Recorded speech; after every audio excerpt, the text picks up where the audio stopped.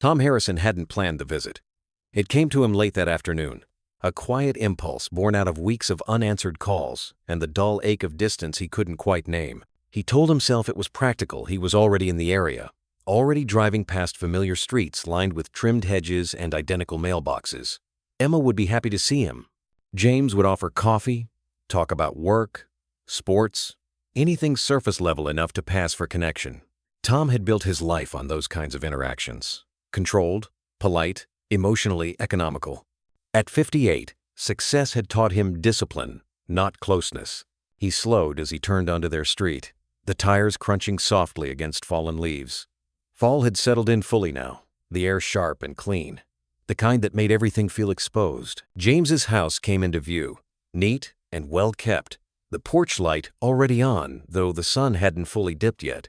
Tom eased his car toward the curb, and then he saw it. Sarah's car sat just inside the gate. For a moment, his mind refused to cooperate. He blinked, as if the shape might rearrange itself into something else. Same silver sedan, same small dent near the rear bumper he'd promised for years to fix. His hands tightened on the steering wheel, knuckles paling. Sarah hadn't mentioned coming here. In fact, she'd said she was meeting a friend, something vague and forgettable, the kind of explanation Tom had learned not to question. A dozen rational explanations lined up instantly. Maybe Emma needed her. Maybe it was a surprise visit. Maybe something had happened, and Sarah hadn't wanted to worry him. Tom prided himself on reason, on not leaping to conclusions. He parked slowly, deliberately, as if moving too fast might disturb the fragile balance of his thoughts. He stayed in the car longer than necessary, watching the house. No movement at the windows, no sign of urgency, just quiet, suburban stillness. Finally, he exhaled and stepped out, the chill biting through his coat.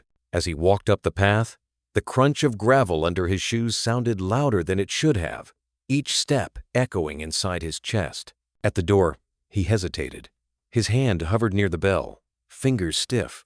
Something felt off, not dramatic, not explosive, just a low hum of wrongness that settled deep in his gut. He told himself he was tired, that he'd worked too much lately, that this was nothing. Then he heard voices. They were low, muffled, carried through the thick wood of the door. Not arguing, not laughing, intimate in a way that didn't belong to casual conversation. Tom froze, his hand dropping to his side. He leaned in slightly, almost without realizing he was doing it, his breath shallow as he tried to make sense of the sounds. A man's voice, James's, soft, familiar, close. Then a woman responded, her tone gentle, almost tender. Tom's chest tightened. He knew that voice. He had known it for decades, through arguments and apologies, through long nights and quiet mornings. Sarah. His pulse began to race, a heavy thudding in his ears. This was a misunderstanding. It had to be. Context stripped words of meaning. He straightened, ready to knock, to announce himself and dissolve whatever illusion his fear was creating. But instead, he leaned closer, his ear pressing against the door, drawn by a need he didn't want to admit. The whispers continued. Fragments slipped through soft laughter, a hushed urgency, a closeness that had no place here. It wasn't explicit. It didn't need to be. The intimacy was unmistakable, woven into the pauses, the way their voices dropped, as if the world beyond that door didn't exist. Tom's stomach turned. A cold wave washed over him, draining the warmth from his limbs. His thoughts scattered, replaced by images he didn't want, questions he couldn't yet form. How long? How often? How could this be happening in his daughter's home? He pulled back as if burned, stumbling a step away from the door. His heart pounded so hard it hurt, each beat echoing the same word he refused to say out loud. Betrayal. The porch felt suddenly too small, the air too thin. He couldn't breathe here. Without knocking, without being seen, Tom turned and walked back down the path. His legs moved on instinct, carrying him away as his mind struggled to catch up. He didn't look back at the house, at the car, at the life he thought he understood. As he reached his own car, his hands trembled uncontrollably.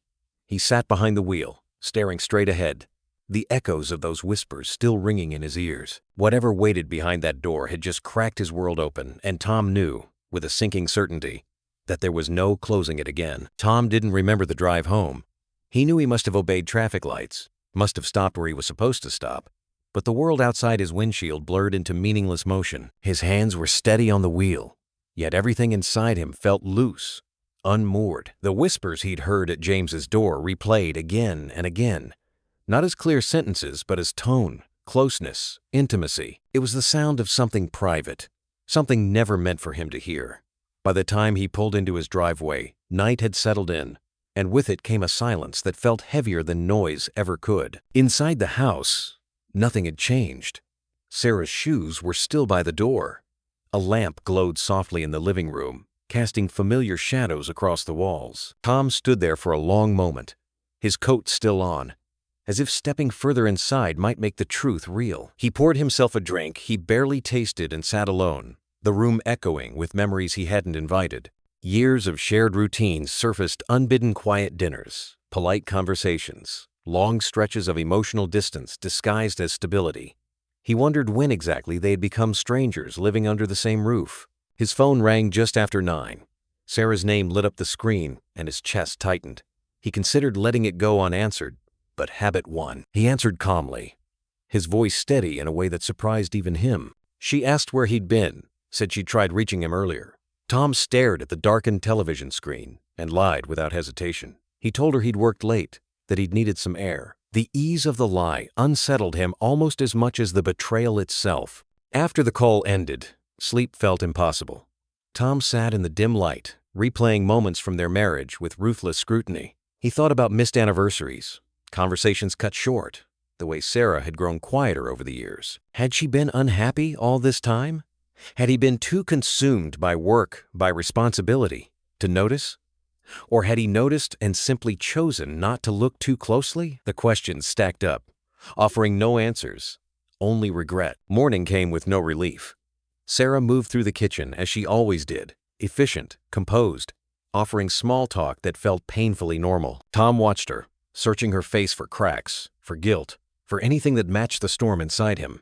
Finally, unable to carry the weight any longer, he asked where she'd been the day before. His tone was measured, careful, as if the wrong inflection might shatter what little control he had left. She barely looked up.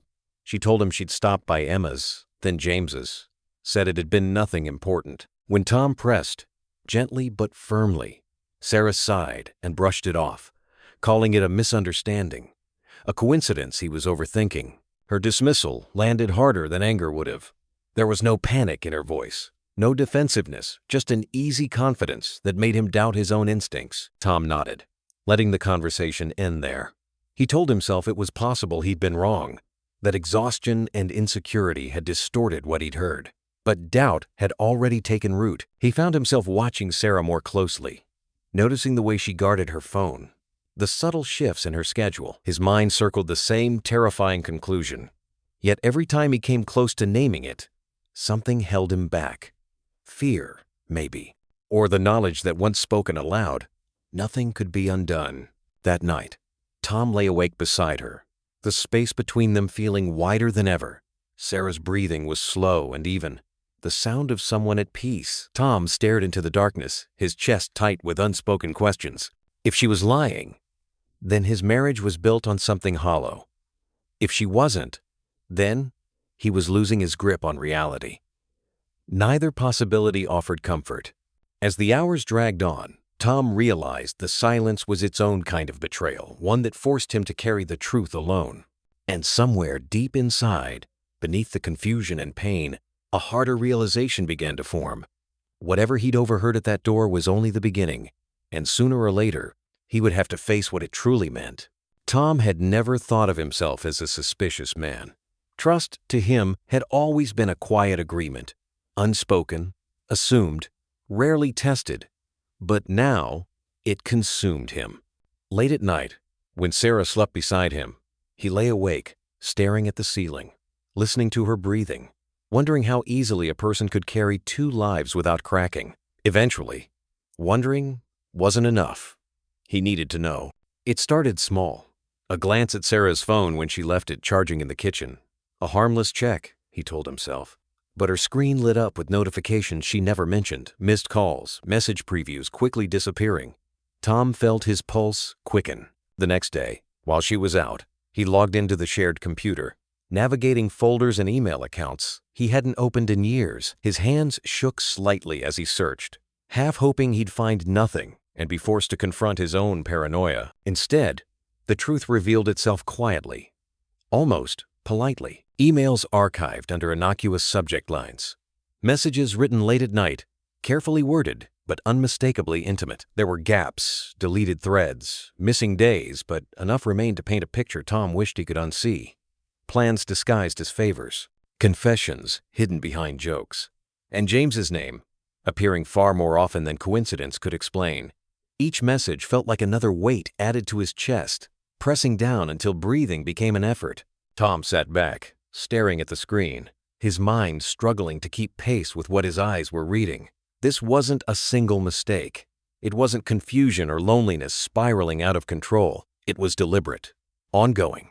A relationship built behind his back, inside his family. The betrayal cut deeper not because of what they'd done, but because of how long they'd managed to do it without him knowing. For hours, he went back and forth between impulses. One moment he wanted to wake Sarah, demand answers, let the anger tear through the room like a storm. The next, he wanted to keep digging, to know everything before she had a chance to deny it. Evidence mattered now. Truth mattered. He didn't trust his emotions not to betray him the way she had. When Sarah came home that evening, she was warm, almost cheerful. She asked about his day, commented on the weather, moved through the house with the ease of someone who believed their secrets were safe. Tom watched her closely, noticing how natural her performance was. Every smile felt rehearsed. Every casual touch felt calculated. He answered her politely, matching her tone, even as something inside him hardened. Later, alone in the garage under the pretense of cleaning, Tom let the rage surface. It came in waves, hot, sharp, followed immediately by a crushing sadness. He'd given his life to this marriage. He'd believed stability was enough, that consistency equaled love. Now he saw how wrong he'd been. But anger alone wouldn't guide him. He needed clarity, control. That night, he called Jacob. They'd been friends for decades, through job changes, illnesses, losses. Jacob listened without interrupting as Tom laid out what he'd found, his voice low, measured, as if saying it too loudly might make it worse. When he finished, there was a long pause on the line. Then Jacob spoke carefully, telling him not to act yet, to breathe, to think. Rash decisions, he warned, often created damage that couldn't be undone. Tom knew he was right, even if patience felt unbearable. He ended the call with no real sense of relief, only a temporary anchor in the chaos. As he sat alone afterward, another truth pressed itself forward, one he hadn't allowed himself to consider fully until now. Emma, their daughter, was still in the dark, still trusting the people who were betraying her without hesitation. If Tom left, if he exposed everything, her world would fracture in ways he couldn't protect her from. The thought hollowed him out. Staying meant living with the lie. Leaving meant detonating the family. Lying awake beside Sarah once more, Tom stared into the darkness, his jaw clenched. The man he'd been patient, distant, unquestioning, was gone. In his place stood someone quieter, sharper, gathering pieces, weighing consequences. He didn't yet know what his next move would be. Only that the truth had finally surfaced and there would be no going back from it. Tom chose the moment carefully. The house was quiet, the kind of quiet that made every sound feel deliberate. Sarah was at the kitchen counter, sorting mail, moving with the same calm efficiency she always had. Watching her now, Tom felt a strange detachment, as if he were observing a life that no longer belonged to him. He took a breath, steadying himself, and said her name, not softly, not angrily, just enough to make her turn and look at him. He didn't circle the truth. He didn't ask questions meant to be denied. He told her what he knew about the messages, the late nights. James. As the words left his mouth, he felt something loosen inside him, as though the weight he'd been carrying had finally found a place to land. Sarah's face changed, not dramatically, not the way guilt was portrayed in movies, but subtly. Her shoulders stiffened. Her eyes dropped for just a second too long. There was a pause, heavy and suffocating. Then she nodded. She didn't deny it. She said his name quietly, as if that might soften the blow, and admitted that she'd been seeing James. But she was quick to explain, her words tumbling out in a careful rush. It wasn't physical at first, she said. It wasn't about passion or love. It had been emotional, conversations, understanding, feeling seen in ways she hadn't felt in years. She spoke as if she were describing a slow drift rather than a deliberate choice. Tom listened, unmoving. His shock wasn't loud. It settled in deep, like cold spreading through bone. As Sarah talked, his anger grew, not explosive but relentless. She told him she'd been unhappy for a long time, that their marriage had become distant, transactional. She said she felt invisible, that he'd been present but never really there. Each sentence felt like a quiet accusation, laid carefully at his feet. He searched her face, looking for something that made sense: regret, confusion, fear. What he found instead was justification. Not cruelty, not indifference, but a calm certainty that unsettled him more than shouting ever could. He struggled to reconcile the woman standing in front of him with the life they'd built together. Years of shared history collapsed into a single brutal realization. She had been living a separate truth right beside him. "How long?" he finally asked. She answered without hesitation. The ease of it broke something inside him. Tom felt the betrayal in layers, now not just the affair, but the sustained deception. The countless moments she'd smiled at him while hiding this part of herself. He wondered how many times he'd reached for her, trusted her, unaware of the distance she'd already crossed. Sarah's voice softened. She stepped closer, her eyes wet now, and asked him to forgive her. She said it was a mistake, that she never meant for it to go this far. She spoke of their history, of Emma, of everything they'd survived together. Tom wanted to respond, to shout or argue or demand explanations that might somehow make this smaller, but words abandoned him. There was nothing left to say that wouldn't feel meaningless. When he finally spoke, his voice was flat. He told her the marriage was over. The finality of it seemed to stun her. She shook her head, tears spilling freely now, and begged him to reconsider. She reminded him of their family, of the damage this would cause, of the possibility of healing. Tom listened, his chest aching, but his resolve didn't waver. Some fractures, he knew, couldn't be repaired without breaking everything else in the process. Without another word, he grabbed his coat and keys. Sarah called after him, her voice cracking, asking where he was going, telling him they could fix this if he just stayed. Tom paused at the door, not because he was tempted, but because he needed the moment to imprint itself in his memory. Then he stepped outside into the cold night air. As he drove away, the house shrinking in his rearview mirror, Tom felt hollow and raw, suspended between grief and certainty. He didn't know where this path would lead, only that there was no turning back, and that whatever came next would demand more of him than he'd ever given before. The days after Tom left, the house blurred together, but one thought refused to loosen its grip. The affair hadn't existed in isolation. Nothing that deliberate ever did. Late one night, sitting alone in a borrowed apartment with the city humming faintly beyond the windows, Tom opened his laptop and logged into accounts he hadn't scrutinized in years. Numbers had always made sense to him. Balance sheets didn't lie. People did. At first, everything looked ordinary: routine expenses, predictable transfers, the quiet rhythm of a life built on consistency. Then he noticed the irregularities. Small amounts at first, spread out just enough to avoid attention. Payments labeled as investments, consulting fees, short-term loans. His stomach tightened as he followed the trail. Each transaction pointed in the same direction: James's business accounts. Tom leaned back, the air knocked from his lungs. This wasn't carelessness. It was strategy. Sarah had been moving money deliberately, quietly propping up James's failing ventures. The affair hadn't just crossed emotional lines. It had reached into Tom's finances, his work, the legacy he'd spent decades protecting. The realization burned hotter than the betrayal itself. When he confronted Sarah, her reaction was immediate and firm.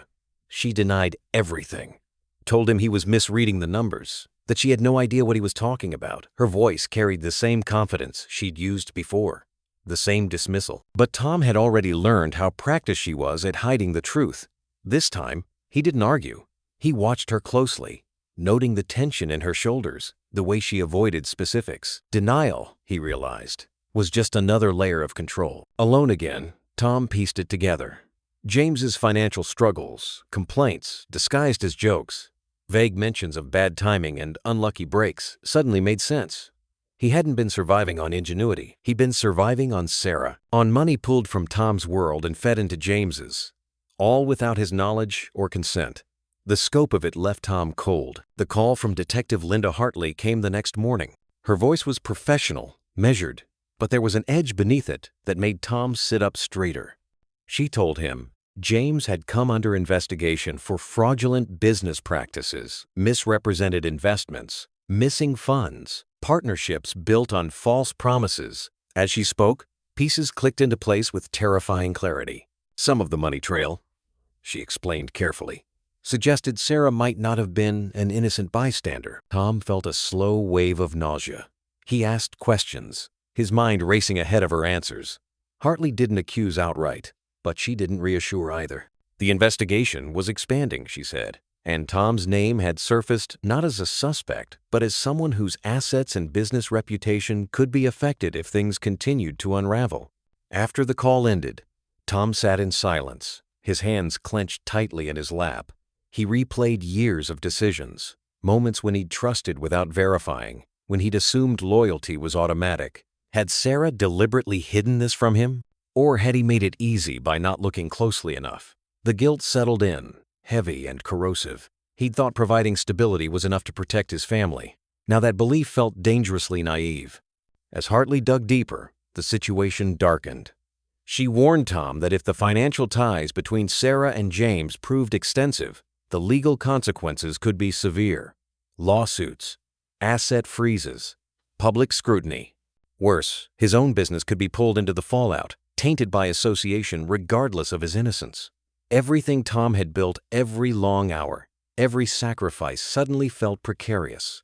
That night, staring out at the city lights, Tom understood the betrayal had reached far beyond his marriage.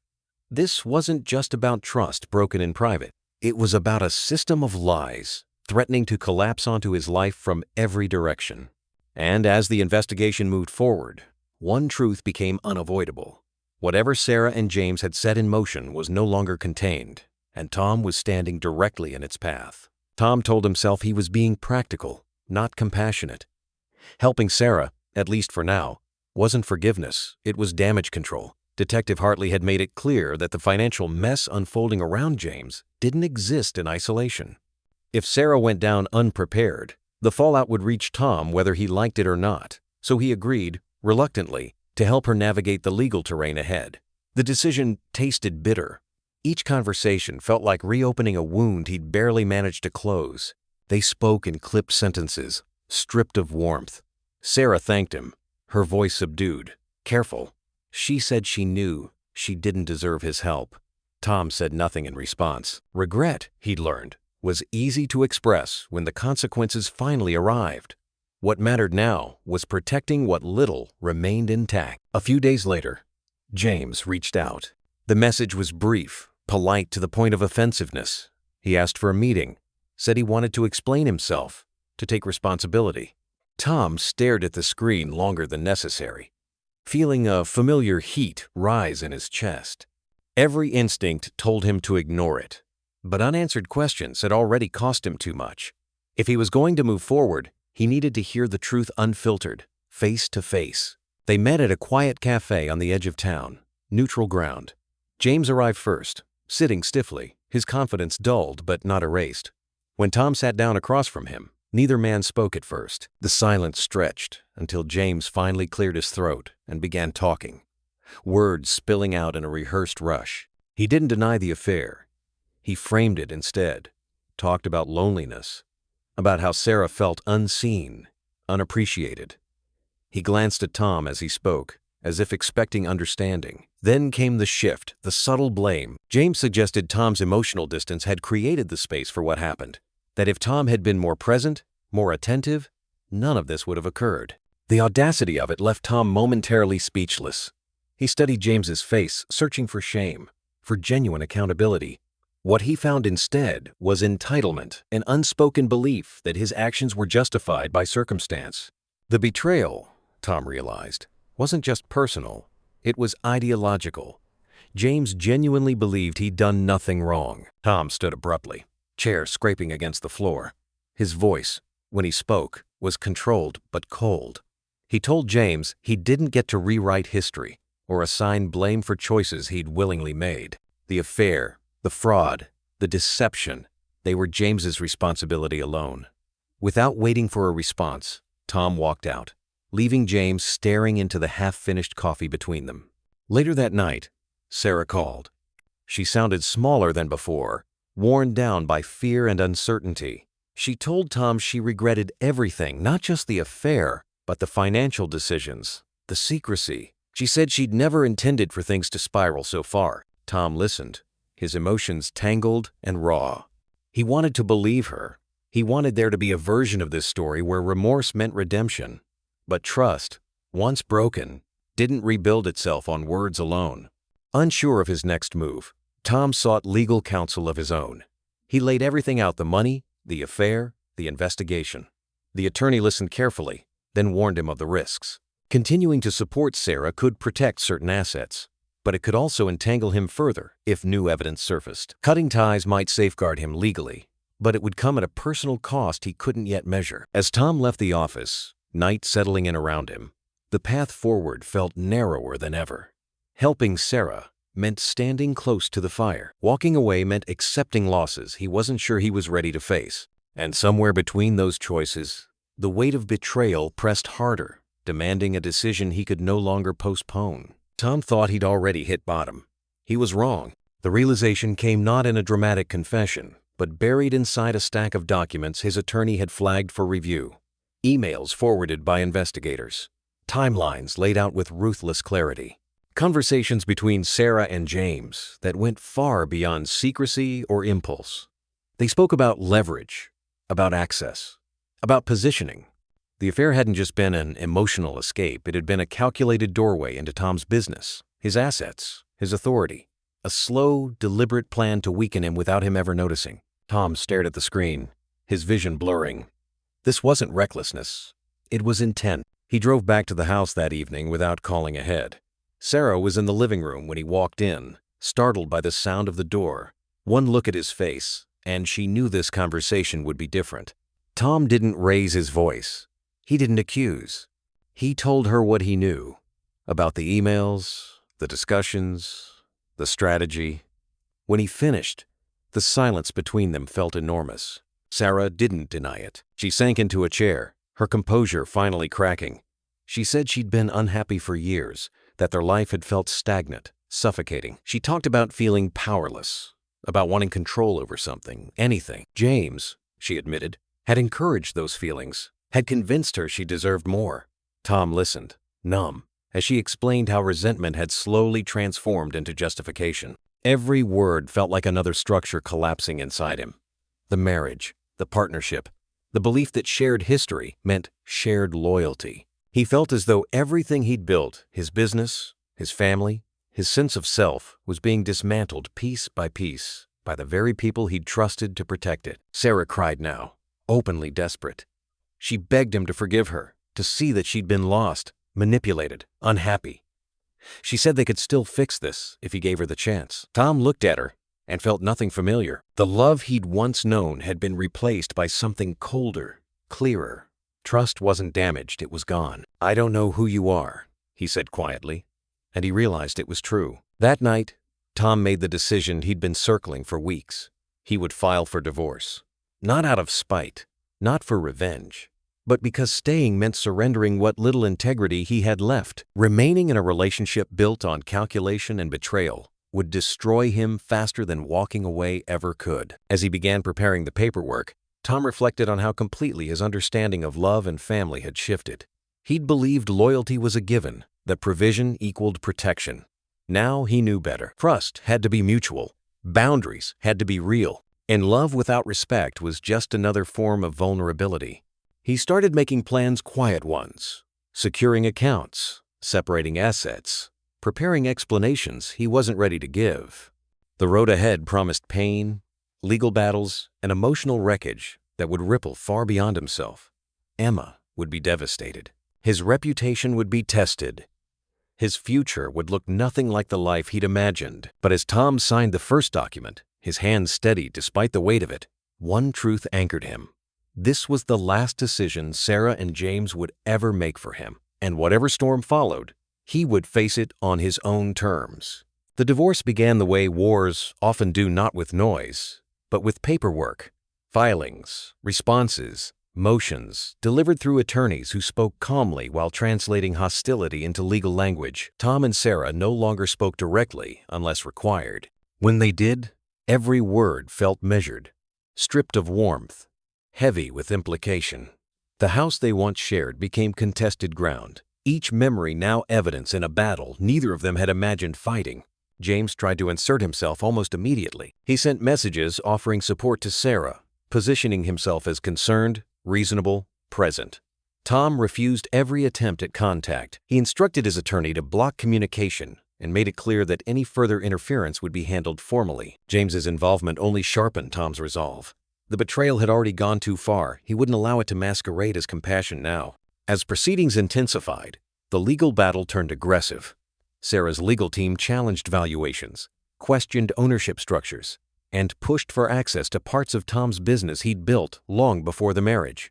Depositions were scheduled, financial records dissected. What Tom had once considered his life's work was reduced to columns and clauses, each one scrutinized for advantage. It wasn't about fairness anymore. It was about leverage. At night, Tom sat alone, surrounded by documents, the quiet broken only by the sound of pages turning. He'd weathered pressure before boardrooms, negotiations, crises, but this felt different. This was personal. Every demand felt like another attempt to erase him, to claim what wasn't earned. And yet, the thought that hurt most had nothing to do with money. Emma. She called often, her voice unchanged, still trusting, still unaware. Tom dodged questions with practiced care, telling her the divorce was complicated, that sometimes marriages ended quietly. Each conversation left him hollow. He rehearsed the truth endlessly, searching for a version that wouldn't shatter her, knowing no such version existed. Protecting her meant delaying the inevitable, but every day of silence felt like another lie. Sarah grew more desperate as negotiations stalled. She asked for private conversations. She hinted at reconciliation, at compromise, at how much easier things could be if Tom stopped fighting. There were moments when her tone shifted, sharpened by frustration, suggesting consequences if he didn't concede. Tom recognized the tactic for what it was: pressure disguised as peace. He refused to bend. Through it all, Jacob remained a constant presence. They met late, away from offices and legal settings, talking over coffee that always went cold. Jacob reminded him of the stakes, not just financial, but personal. Letting go might bring relief, he said, but surrendering too much could cost Tom everything he'd spent his life building. Tom listened, torn between exhaustion and principle, between the desire to end the conflict and the need to protect his legacy. There were days he questioned himself. Days when the loneliness pressed so hard it felt physical. The process was grinding him down, stripping away certainty, leaving only decisions with no clean outcomes. But every time doubt crept in, he remembered the planning, the deception, the calculated betrayal, and the doubt hardened into resolve. When his attorney asked if he wanted to consider a settlement that would cost him more but end things faster, Tom shook his head. He wasn't fighting to punish Sarah. He was fighting to preserve what was his work, his future, his sense of self. Some losses, he knew now, were necessary.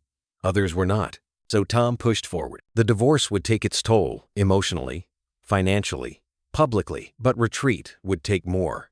And as the Cold War between them deepened, Tom understood this was no longer just an ending. It was a line being drawn. Whatever came next, he would face it standing, not conceding, because backing down now would mean losing far more than the marriage he'd already buried. Forgiveness arrived in Tom's thoughts, without invitation. It surfaced late at night, in the quiet spaces between legal briefings and restless sleep. He didn't welcome it. Forgiveness felt premature, almost disloyal to the pain he'd endured. And yet, he couldn't deny it lingered there, persistent, asking questions he wasn't ready to answer. Could he ever forgive Sarah?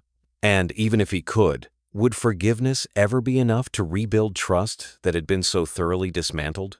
Sarah continued to reach out, her messages softer now, stripped of defensiveness. She apologized repeatedly, not just for the affair, but for the damage that followed, the legal war, the strain on their family. When they spoke, her voice carried exhaustion and regret. A woman worn down by consequences she could no longer outrun. She said she understood if he never trusted her again. She said she still hoped, quietly, that one day he might. Tom listened without interruption, He didn't argue. He didn't comfort her either. What unsettled him most was that part of him still recognized the woman she used to be. The shared history didn't vanish just because it had been poisoned. That was the cruelest part his anger demanded. Justice, clarity, separation. While another part of him grieved the life they'd lost and the love that hadn't fully died. He walked long distances during those weeks, trying to outrun the noise in his head. Justice promised order. Forgiveness promised peace. He wasn't sure either would truly deliver. Then Emma called. Her voice was hesitant, careful, in a way it had never been before. She asked how he was holding up, asked what the divorce meant, what she was supposed to think, how she was supposed to stand between two parents she loved without betraying either. Tom felt something tighten in his chest. This was the conversation he'd been avoiding, the one no amount of preparation could make easier. They met in person a few days later. Emma sat across from him, her hands wrapped around a mug she hadn't touched. Tom looked at his daughter and realized that protecting her with silence had only delayed the inevitable. So he told her the truth. Not every detail, not every cruelty, but enough. He told her about the affair, about James, about the betrayal that made staying impossible. Emma's reaction was immediate and unguarded. The shock hit first, then disbelief, then a quiet devastation that hollowed out her expression. She cried without trying to stop herself. Tom reached for her, and she let him. They sat there for a long time, the truth settling between them like a weight neither could lift alone. When she finally spoke, her voice was unsteady but clear. She said she didn't know how to forgive her mother yet. She said she felt betrayed too, but she also said she understood why Tom couldn't stay, that he had the right to protect himself, that she supported his decision, even if it hurt. Something shifted inside him, then not relief, not resolution, but clarity. Forgiveness, he realized, wasn't about erasing what had happened or pretending it hadn't mattered. It wasn't something he could give alone or force himself into for the sake of peace. Real forgiveness required accountability, honesty, and effort from both sides. And even then, it didn't guarantee reconciliation. That night, Tom sat alone and thought about the future, not as a continuation of the past, but as something separate. He didn't forgive Sarah fully. Not yet. Maybe not ever in the way she hoped. But he chose to stop letting the past dictate every step forward. Carrying it forever would only keep him bound to the betrayal. As he closed his laptop and turned off the light, Tom accepted one final truth. Leaving the past behind didn't mean forgetting it. It meant refusing to live inside it. And with that decision came a fragile sense of momentum, because whatever came next would demand more courage than anger ever had. Tom thought he understood chaos by now. Betrayal, divorce, financial exposure. He'd been living inside it for months. But what unfolded next reshaped his understanding of how far damage could spread. It began with a quiet review of documents his legal team had forwarded late one evening. Accounts he didn't recognize. Shell companies layered beneath legitimate ventures. Transactions that made no business sense unless viewed from a far darker angle. And at the center of it all was a name he hadn't expected to see surface so clearly. Ethan. The gravity of it hit slowly, then all at once. What Tom had believed were isolated financial missteps revealed themselves as something far larger, reckless decisions compounding into systemic collapse. The numbers told a story of desperation and denial, of short-term fixes stacked on long-term lies. Tom felt a familiar heaviness settle in his chest, the bitter realization that this mess wasn't accidental. It had been growing unchecked for years. Detective Hartley called the next morning. Her tone was more direct than before. Stripped of soft edges, she told Tom that Ethan was now formally linked to a larger financial scheme under investigation, one involving falsified records, misappropriated funds, and possible criminal charges. This wasn't civil liability anymore. This was criminal exposure. Hartley didn't speculate, but she didn't have to. The implication was clear. Ethan was running out of room. When Tom confronted him, the meeting was tense from the start. Ethan arrived defensive, shoulders tight, eyes avoiding contact. Tom laid out what he knew, what the investigators were seeing, what was coming. Instead of accountability, Ethan bristled. He minimized, deflected, blamed partners, timing, pressure. He refused to fully own his role, insisting things had simply gotten out of hand. Tom listened, anger simmering just beneath the surface. He'd heard these explanations before, different names, same excuses. He told Ethan this wasn't about bad luck anymore. This was about choices, repeated ones, and the refusal to take responsibility was what had brought everything to the brink. The confrontation ended unresolved, words hanging between them like debris after an explosion. Karen didn't see it that way. She called Tom later that night, her voice urgent, pleading. She insisted Ethan needed help, not judgment. That legal counsel, financial backing, and family support were the only things standing between him and total ruin. She reminded Tom of loyalty, of obligation, of what family was supposed to mean. Tom felt the old resentment stir the familiar sense of being asked to clean up someone else's mess at the cost of his own stability. What cut deepest wasn't just the financial risk, it was the betrayal. Ethan's actions hadn't only endangered himself, they'd put Tom directly in the line of fire. Reputations were fragile things. Associations mattered. If this collapsed publicly, Tom's name, his business, his legacy could be dragged down alongside it. Everything he'd fought to preserve through the divorce now stood threatened from another direction entirely. That night, Tom didn't sleep. He paced, reviewed documents, made lists. Anger gave way to grim determination. He couldn't afford denial. He couldn't afford sentimentality. Protecting the family name and assets wasn't optional, it was survival. If Ethan fell, Tom would not let the collapse take everything with it. As the investigation deepened, the truth became impossible to ignore. Ethan's financial dealings weren't just irresponsible, they were tied to criminal activity with consequences far beyond fines or settlements. The kind of exposure that didn't fade quietly. The kind that rewrote legacies. Tom stood at the window as dawn broke, the city slowly waking beneath him. He understood now that this was another breaking point, not just for Ethan, but for him. Whatever decisions he made next would define what remained of his family's future. And for the first time, Tom wasn't sure whether saving it meant stepping in or finally stepping away. Ethan's call came late, well past the hour when people usually ask for favors. His voice was tight, stripped of the confidence Tom remembered, and for the first time, it carried something close to fear. He didn't waste time circling the issue. Legal fees were piling up. Investigators were pressing harder. He needed help, not advice, not encouragement. Money. Tom closed his eyes as he listened. The request landed like a familiar weight, one he'd carried for years without naming. He thought of the quiet rescues he'd performed in the past, loans disguised as gifts, introductions made to smooth over mistakes, checks written to solve problems before they became public. Each time, he told himself it was the last. Each time, it had only bought temporary relief, never change. Karen echoed the plea soon after.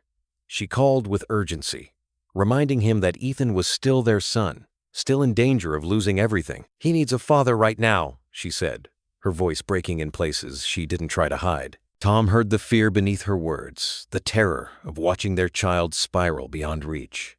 It pulled at him, hard, but hesitation came just as quickly. Helping Ethan again felt like reopening a wound that had never healed. Tom had cut him off before, drawn lines meant to protect them both. Standing firm had cost him peace, but crossing that line again threatened something worse, the slow erosion of self-respect. Unsure of himself, Tom met with attorney Michael Graham the next day.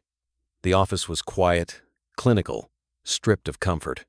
Graham laid out the reality without cushioning it. The charges Ethan faced weren't superficial. Fraud investigations had momentum, and legal defense would be expensive and prolonged. Helping financially could reduce immediate damage, but it also carried risk. Any appearance of shielding or enabling could pull Tom deeper into scrutiny if Ethan refused to cooperate fully. Support without accountability, Graham said evenly, is just another form of exposure. The words followed Tom home. That evening, he and Karen sat across from each other at the kitchen table, the space between them heavy with unspoken history. She argued for mercy, for intervention. She said this wasn't the moment for lessons, that survival came first. Tom didn't disagree, but he questioned what survival meant if it only postponed the collapse. He told her he was tired of saving Ethan from consequences he never faced. The conversation stretched late into the night, emotions raw and unresolved. Karen cried. Tom nearly did. He admitted the truth he'd avoided for years, that helping Ethan had begun to feel less like fatherhood and more like surrender. Each bailout chipped away at the hope that Ethan would ever stand on his own. By morning, Tom had made his decision. He called Ethan and laid out the terms without softness. He would help with the legal costs for now, but only under strict conditions. Ethan would take full responsibility. No deflection, no excuses. Full cooperation with investigators. Therapy. Transparency. The support wasn't a lifeline, it was a test. Ethan agreed quickly. Almost too quickly. Tom heard relief in his voice, but also something else, uncertainty, maybe fear of what accountability would demand. As the call ended, Tom felt no triumph, only the weight of the choice settling into his bones. He knew this decision could save Ethan, or destroy what remained between them, and as Tom stared out the window, watching the day unfold, he understood that this was no longer about money. It was about whether responsibility would finally take root, or whether this would be the moment everything fell apart for good. Rebuilding didn't arrive with a dramatic turning point. It came quietly, in small, uncomfortable steps that offered no guarantees. With Tom's conditional support in place, Ethan began the slow process of untangling the damage he'd created. Legal appointments filled his calendar. Financial disclosures followed. Each obligation forced him to face the consequences he'd spent years avoiding. Tom watched from a careful distance, involved but guarded, unwilling to confuse effort with transformation. Therapy was non-negotiable. Ethan resisted it first, approaching it with the same impatience he'd shown toward every responsibility that didn't deliver immediate relief. But over time, the resistance softened. Sessions stretched longer. Conversations grew heavier. He began acknowledging patterns, impulsivity, entitlement, the fear of failure he'd buried beneath risk and bravado. Tom didn't attend those sessions, but he saw the aftermath. Exhaustion, reflection, moments of silence where excuses once lived. Still, trust didn't follow progress. Tom measured change the way he'd learned to measure risk over time, with verification. He asked questions, reviewed commitments, checked follow-through. Every missed appointment or vague answer tightened something in his chest. He reminded himself that vigilance wasn't cruelty, it was self-preservation. Karen, for her part, felt relief just as strongly as Tom felt caution. She watched Ethan with cautious hope, grateful that Tom had stepped back in when everything had seemed ready to collapse. But the strain was evident. Conversations between her and Tom often circled the same tension: how much to give, how much to withhold, and whether their marriage could survive another long season of crisis. Some nights, they shared quiet understanding. Others, they slept, facing opposite walls. Megan noticed it all. She reached out to Tom in the understated way she always had, offering support without pressure. She reminded him that rebuilding wasn't linear, that progress often looked unimpressive up close. She urged him to acknowledge Ethan's steps forward instead of measuring everything against the past. Tom listened, grateful for her steadiness. Megan had always been observant, compassionate in ways that didn't demand performance. Yet even with those voices around him, Tom struggled internally.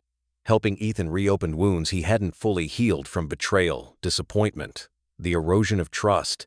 He found himself caught between two instincts: the father who wanted to protect and the man who needed distance to survive. Some days, offering support felt like purpose. Other days, it felt like surrendering ground he'd fought hard to reclaim. And then, in moments he didn't expect, Tom saw flashes of the son he remembered. Ethan showing up early instead of late, asking questions instead of making declarations, listening without defensiveness. Once, after a particularly difficult legal meeting, Ethan admitted he was scared not of punishment, but of becoming the person everyone expected him to be. The honesty caught Tom off guard. It didn't erase the past, but it softened its edges. Still, verlingert. Tom had been here before. He knew how easy it was for effort to fade once the pressure eased. He guarded his hope carefully, unwilling to let optimism outrun evidence. Rebuilding, he understood now, wasn't about grand gestures. It was about consistency under strain. As weeks passed, the routine settled into something fragile but functional. Progress existed, so did doubt. And Tom, standing between them, felt the weight of both wondering whether this slow reconstruction would finally hold, or whether it was only setting the stage for another collapse he might not survive. Trust didn't break all at once. It eroded, quietly, in ways that were easy to miss until the damage was already done. At first, it was small things: Ethan rescheduling therapy sessions, explaining it away as bad timing or work conflicts. Then came the missed appointments, the half-finished job applications, the familiar pattern of delay wrapped in reasonable excuses. Tom noticed everything. He always had, and with each slip, the fragile confidence he'd been building began to thin. Tom tried not to react immediately. He reminded himself that rebuilding wasn't linear, that progress could stall without collapsing entirely. But doubt crept in anyway. Had he made the wrong decision by stepping back in? The question followed him through long days and restless nights. He'd opened the door again, extended trust under conditions that now felt dangerously familiar. Watching Ethan backslide stirred an old, heavy disappointment, one that carried the bitter taste of déjà vu. Karen's patience wore thin in a different way. She saw Ethan struggling and saw Tom's restraint as emotional distance. Their conversations grew sharper, circling the same unresolved tension. She accused Tom of withholding forgiveness, of punishing Ethan for mistakes he was already paying for. "Family is about second chances," she said more than once, her frustration barely contained. Tom didn't argue. He simply wondered how many chances turned into consequences deferred. Megan stepped in before the divide deepened further. She met Tom for lunch, choosing a neutral space where emotions felt easier to manage. She spoke gently, reminding him that holding on to the past could become its own kind of prison. She told him that Ethan couldn't move forward if every step was weighed against everything he'd done wrong. Letting go, she said, didn't mean forgetting it, meant allowing change the space to exist. Tom listened, torn. Megan's words made sense. So did his instincts. Protecting his own emotional health had taken him years to prioritize, and now it felt constantly at risk. Being there for his son demanded vulnerability he wasn't sure he could afford. The internal conflict wore him down, pulling him in opposite directions with equal force. Then Detective Hartley called. Her update was measured but unmistakably serious. The investigation hadn't slowed. Evidence continued to surface, and the likelihood of formal consequences was increasing. Ethan might not avoid charges, she said, even with cooperation. Accountability was coming, one way or another. Tom thanked her and ended the call, the weight of reality settling heavily over him. The choice ahead was impossible to ignore. Supporting Ethan through what was coming would require more than money or advice. It would mean standing beside him in the face of public consequence. Distancing himself might protect Tom's peace, his health, and what remained of his stability.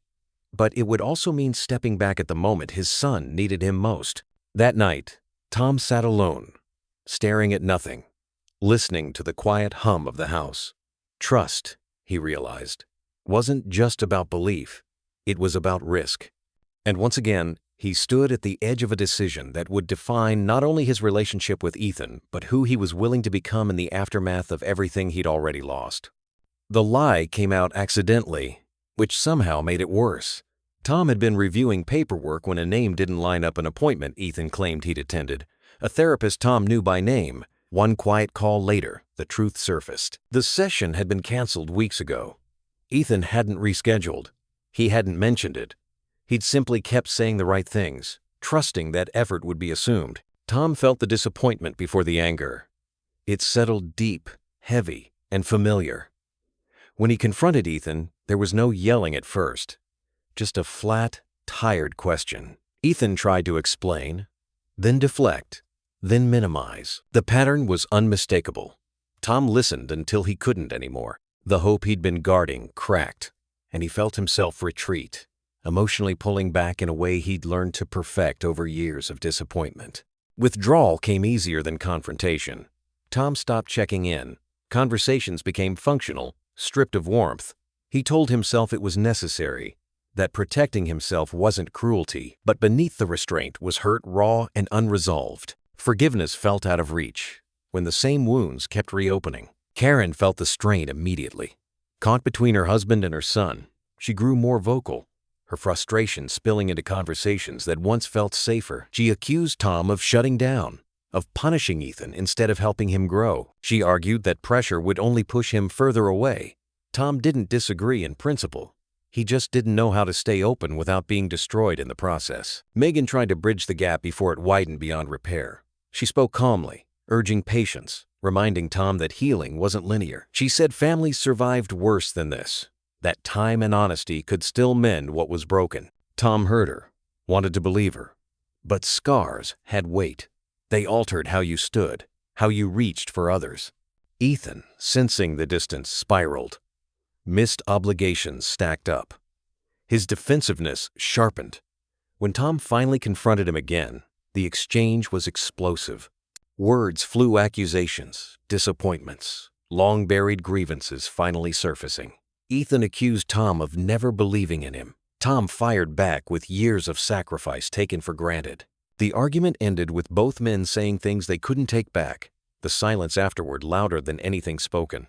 In the aftermath, Tom questioned himself. Had he been too hard? Had he demanded transformation without allowing space for failure? The questions lingered, complicated by his own damage, betrayal, exhaustion, the erosion of trust that had already cost him so much. Wanting reconciliation didn't erase the fear of repeating the same cycle. The house felt divided now, not by walls but by loyalties. Karen moved carefully, torn by love for both men. Megan hovered at the edges, trying to hold things together with empathy alone. And Tom, standing in the center of it all, felt the weight of a family pulled in opposite directions. There was no clear path forward, only the quiet understanding that unless something changed, honesty, accountability, or perhaps Tom himself, the rift between father and son would harden into something permanent. The final blow didn't come loudly. It came disguised as reason. Ethan asked for another meeting, his tone careful, almost humble. He spoke about unexpected expenses, about delays in the legal process, about how one more infusion of support could stabilize everything. Tom listened without interrupting, already recognizing the pattern. The language had changed, but the intent hadn't. It was still manipulation pressure, wrapped in urgency. Responsibility shifted just enough to invite rescue. Something inside Tom went still. He asked a single question, quietly, about a document Ethan had submitted weeks earlier. A figure that didn't add up. Ethan hesitated, just long enough. Then he deflected. That hesitation landed harder than any confession. It confirmed what Tom had been resisting for months. The dishonesty had never stopped. It had only adapted. Tom stood, the chair scraping softly against the floor. His voice, when he spoke, was calm but stripped of warmth. He told Ethan there would be no more money. No more negotiations, no more chances disguised as lifelines. He said he was done being leveraged by his own son. Ethan stared at him, stunned by the sudden distance. The shift in Tom's tone, cold, final, seemed to unmoor him. His defenses collapsed all at once. He broke down, words tumbling out in raw desperation. He admitted what Tom had never heard him say before, that he'd spent his entire life feeling like a disappointment, that no matter what he did, it was never enough. That every failure felt like proof he'd never live up to his father's expectations. The confession cracked the room open. Tom felt anger surge, sharp and unforgiving, followed immediately by grief. He told Ethan the truth he'd been holding back for years, that he had given him everything, support, protection, opportunity, that each time he'd stepped in, it wasn't control, it was love, and that watching Ethan throw it away again and again had hollowed him out. "I can't keep enabling this," Tom said, his voice breaking despite himself. "I won't destroy myself to save you from choices you refuse to own." Karen stepped in, tears streaming, begging Tom to soften, to understand the pain behind Ethan's actions. She pleaded for patience, for compassion, for one more attempt at healing. Tom listened, his jaw clenched, the weight of her heartbreak pressing down on him. But resolve had already taken hold. Compassion without boundaries had led them here. After Ethan left, the house felt unnaturally quiet. Tom sat alone, replaying every decision he'd ever made as a father. He questioned himself mercilessly. Had he pushed too hard, protected too much, failed to teach resilience when it mattered most? The questions had no clean answers, only echoes. But beneath the doubt, another realization surfaced, one he couldn't ignore. Ethan's pain didn't absolve his actions, and Tom's guilt didn't obligate him to sacrifice himself indefinitely. Healing, if it was going to happen at all, couldn't come from money or control or silence. It had to come from honesty, brutal, shared, uncomfortable honesty. That night, Tom understood something he'd been avoiding. This wasn't just Ethan's reckoning. It was his, too. If they were ever going to move forward, they would both have to confront the parts of themselves they'd buried: fear, resentment, unmet expectations. There was no shortcut left, no shield, Only the possibility that facing the truth together might finally stop the cycle, or expose fractures too deep to repair. The courthouse stood like a concrete witness, indifferent and unmoved by the lives about to be altered inside. Ethan's court date arrived without ceremony, yet the weight of it pressed down on Tom from the moment he woke. This was no longer speculation or negotiation. The choices Ethan had made were now measured by statutes and sentences, consequences etched into legal record. Tom didn't sit beside his son. He took a seat several rows back, close enough to see but far enough to keep distance. That space between them felt deliberate, necessary. He told himself it wasn't abandonment, it was boundaries. Still, guilt lingered. Watching Ethan in a suit that didn't quite fit, shoulders hunched, Tom saw flashes of the boy he'd once carried on his shoulders, the contrast cutting deeper than anger ever had. Karen leaned toward him, her hand trembling slightly as she whispered that he should be closer, that Ethan needed to see him there. She was desperate now. Fear etched into every line of her face. Tom shook his head gently. Presence, he believed, didn't have to look like protection.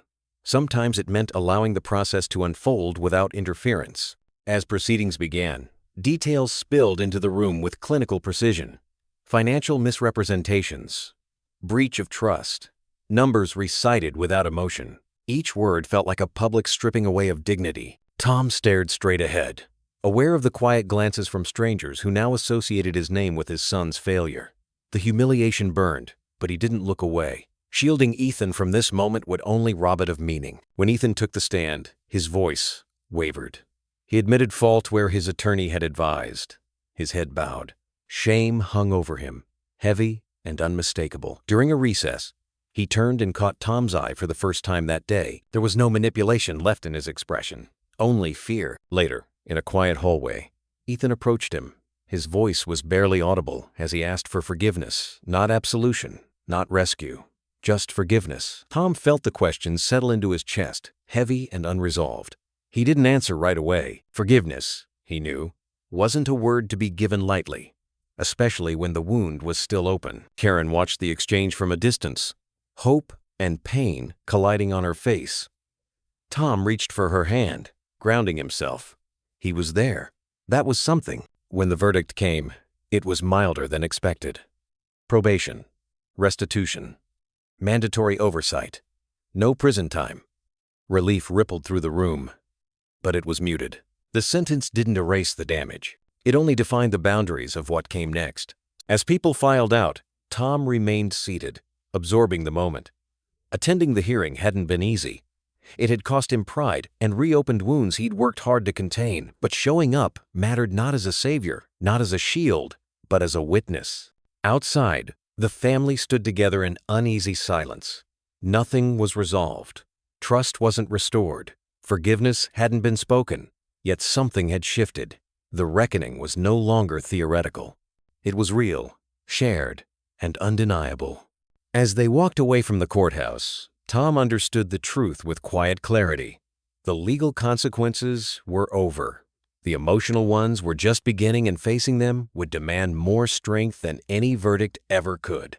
Healing didn't arrive with relief. It arrived cautiously, almost suspiciously, as if the family itself didn't trust peace to last.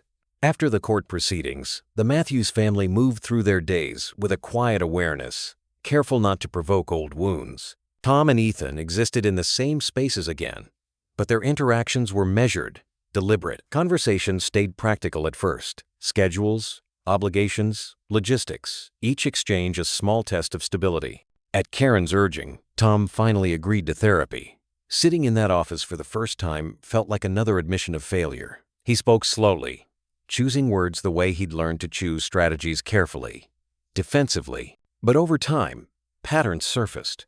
The therapist named what Tom had avoided for decades: his fear of vulnerability. Control had always felt safer than openness. Distance felt like protection. And without realizing it, he'd taught Ethan that approval came from performance, not connection. The realization was uncomfortable, necessary. Tom left those sessions drained, often angry, but clearer. He began to see how withholding emotion, mistaken for strength, had shaped the fractures between him and his son. Ethan, meanwhile, continued his own work: therapy, court-mandated check-ins, restitution payments that forced him to confront the cost of his actions every single month. His progress was uneven. Some weeks he showed humility and discipline. Others, he slipped into frustration and self-pity. Tom noticed everything. Trust, once broken, rebuilt slowly, if at all. Each misstep reignited old doubts. Karen stood between them, steady and persistent. She encouraged Tom to release resentment, reminding him that punishment wouldn't produce growth. She urged Ethan to remain accountable, even when it hurt. At times, she felt exhausted by the role, but she didn't abandon it. Holding the family together now meant patience without denial. They started small, shared meals, short drives, occasional conversations that didn't end in tension. No grand gestures, just consistency. Forgiveness, they learned, wasn't a decision made once. It was something practiced daily, often imperfectly. Tom found himself noticing moments he'd once overlooked. Ethan showing up on time, asking instead of demanding, accepting limits without argument. These moments didn't erase the past, but they softened it. Tom allowed himself to acknowledge progress without mistaking it for resolution. Still, scars remained. Trust didn't flow freely. Tom guarded his expectations, careful not to build hope faster than evidence allowed. Healing, he realized, required restraint as much as effort. One evening, after a quiet dinner, Tom and Ethan sat alone on the back porch. The silence between them felt different now, not hostile, but uncertain. Ethan spoke first. He didn't apologize again. He acknowledged the pain he'd caused, plainly, without defense. Tom listened, then spoke in return about disappointment, fear, and the years of distance he now recognized as his own failure. They didn't resolve everything that night. They didn't promise outcomes they couldn't guarantee. What they shared instead was honesty, uncomfortable, unfinished, but real. Both men admitted they wanted to move forward, even if they didn't yet know how. As the night settled around them, Tom understood something quietly profound. Healing wasn't about returning to who they'd been. It was about learning how to move forward without pretending the damage hadn't happened. And though the path ahead remained uncertain, this conversation marked something new. Not closure, but the possibility of it. Still fragile, still untested, and still very much at risk. The moment that shifted everything didn't arrive with drama or urgency. It came in the form of a simple question. Ethan asked Tom if he had time to talk. Not about legal bills, not about money, about an idea. They sat across from each other at the kitchen table, the same place where so many hard conversations had ended in silence. Ethan spoke carefully, as if testing each word before letting it land. He explained that he wanted to start something small, nothing flashy, nothing that required investment.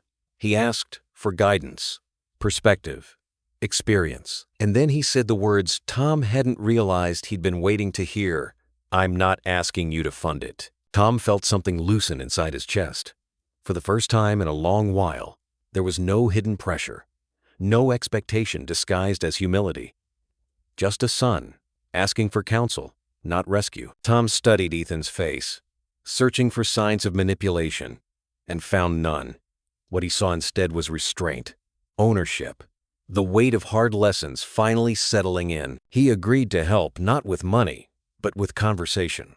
They talked about risk, about patience, about building something slowly instead of chasing shortcuts. Tom spoke from experience, not authority, offering insight without control. As they talked, he realized this was what responsibility looked like. Not perfection, not success, but accountability. Karen noticed the change immediately. She watched Tom listen instead of lecture, advise instead of guard. Later, she told him she hadn't seen that version of him in years, the one who engaged without defensiveness, who didn't brace for disappointment before it arrived. She told him, quietly, that she believed their family could still be whole. Tom didn't argue. For once, he didn't feel the need to. Megan, ever observant, offered her own reminder. Healing, she said, wasn't a single moment or decision. It was a process measured in consistency, not breakthroughs. She told Tom it was okay to hope, but not to rush. There was still work ahead. Tom appreciated her honesty. Hope felt safer when it wasn't inflated. As days passed, Tom found the anger that had once defined him losing its grip. It didn't disappear completely. It softened, reshaped itself into something quieter. Watching Ethan take responsibility, show up, follow through, accept limits, changed how Tom saw him. Redemption, he realized, wasn't a dramatic reversal. It was repetition. The walls Tom had built to protect himself began to lower, brick by careful brick. Vulnerability still felt unfamiliar, but it no longer felt dangerous. He allowed himself to be present, to offer encouragement without bracing for collapse, to believe without denying reality. The family felt different now. Conversations flowed more easily. Laughter returned in small, tentative bursts. The fractures that once defined them didn't vanish, but they no longer dictated every interaction. One evening, as Tom watched Ethan sketch ideas at the table, he understood this was the turning point, not because everything was fixed, but because something fundamental had shifted. Trust was no longer impossible. Healing was no longer theoretical. And while the road ahead remained long and uncertain, the family was finally moving forward together, without guarantees, but with intention. The moment came quietly, without an audience. Tom and Ethan stood in the garage, the door half open, cold air slipping in around them. Ethan had been helping sort through old boxes, the kind Tom had kept unopened for years. He hesitated, then spoke, his voice low and steady. He thanked his father not for the money, not for the protection, but for believing in him again when it would have been easier to walk away. The words landed carefully, without expectation. Tom didn't respond right away. He felt the weight of the journey between them, the anger, the disappointment, the silence that had once felt permanent. He looked at his son and saw someone different now, not redeemed in some dramatic sense, but grounded, present. The gratitude didn't erase the past, but it honored the effort it had taken to move beyond it. Later that evening, the family gathered for a small holiday dinner. Nothing elaborate, just familiar dishes and cautious laughter. It was the first time in a long while that the table felt whole. Conversations drifted easily. No one forcing cheer, no one avoiding the truth either. They acknowledged how far they'd come, even as they remained aware of what had been lost along the way. Tom watched from his seat, noticing the details he once overlooked: the way Ethan listened more than he spoke, the way Karen smiled without strain, the way Megan observed everything with quiet satisfaction. Progress wasn't loud. It was subtle, steady, and earned. As the night wound down, Tom and Karen found themselves alone in the kitchen. They spoke about the years that had tested them, the compromises they'd made, the mistakes they'd both carried. Rebuilding their marriage felt different now, less about fixing what was broken, more about strengthening what remained. They didn't promise perfection, they promised honesty. Ethan, for his part, had begun to step out from under Tom's shadow. He took responsibility for his choices, made plans without asking permission, accepted guidance without dependence. Watching him do this stirred something in Tom, not pride alone, but relief. The need to control had finally loosened its grip.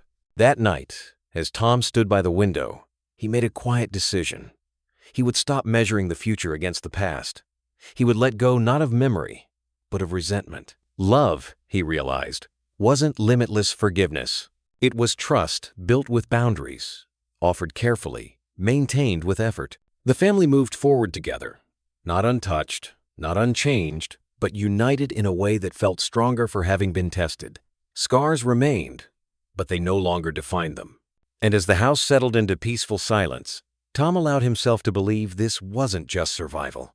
It was a new beginning, earned, fragile, and real. The walk began without a destination. Tom and Ethan moved side by side down a familiar path near the edge of town, winter air crisp enough to keep their thoughts sharp. Neither rushed to speak. The past walked with them heavy, uninvited, but no longer dominant. They'd both learned that silence didn't always mean avoidance. Sometimes it meant respect for what words couldn't carry yet. When Ethan finally spoke, it wasn't to apologize. Those words had been used enough. He talked instead about what he'd learned, how consequences stripped away illusions, how responsibility felt heavier than he'd imagined, and how standing on his own had been both terrifying and clarifying. Tom listened without interruption, noting the steadiness in his son's voice. There was no plea buried beneath it, no expectation, just ownership. They stopped near a bend in the path, the town opening up below them. Tom took a breath, feeling the weight of years press gently rather than crush. "Forgiveness isn't easy," he said, his voice calm, certain. But it's the only way to heal. The words weren't a sermon or a condition. They were a truth earned the hard way. Forgiveness, Tom had learned, wasn't permission to forget. It was the choice to stop bleeding from wounds that would never fully disappear. Ethan nodded, absorbing it without defense. He didn't ask for reassurance. He didn't ask what came next. He understood that healing wasn't a finish line, it was a practice. At home, the family settled into a quieter rhythm. Meals shared without tension. Conversations that wandered into ordinary territory work. Plans, small frustrations that once would have felt insignificant. Peace didn't announce itself. It simply arrived, cautious and unassuming, and stayed long enough to be noticed.